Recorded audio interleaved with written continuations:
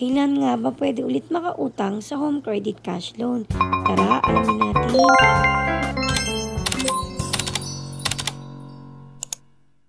Meron nagtanong, kailan po pwede mag-avail another home credit cash loan if meron pang existing cash loan? So, bago ko sagutin yan, hindi nag-aalaw si home credit na makapag-avail ka pa kung meron ka pang existing cash loan. Kaya ang sagot dun sa tanong na kung kailan ay wala. Kasi nga hindi inaalaw ni home credit ang ganong senaryo. Inaalaw lang ni home credit kung magkaibang loan uutangin nyo. Halimbawa, meron na kayong existing na cash loan. Tapos meron kayong offer na product loan. Pwede nyo siyang i-avail kahit na meron pa kayong cash loan. Pero yung kung sasabihin nyo na parehong cash loan, hindi pwede yun. Kailangan matapos nyo muna yung existing yung cash loan bago kayo magkaroon ng cash loan na offer. Halimbawa, sabihin natin na meron pa kayong 3 months na natitira sa cash loan ninyo. Tapos bigla nyo siyang fully paid. Huwag kayo mag-i-expect na magkakaroon kayo agad after nyo i-fully paid. Kailangan nyo mag-antay ng 3 to 7 days. Pero yun lang naman ay base sa experience ko. After ko kasi mabayaran yung cash loan namin, wala agad lumabas na offer na cash loan sa akin ng home credit kahit na fully paid ko pa siya. Siguro nag-antay ako na ng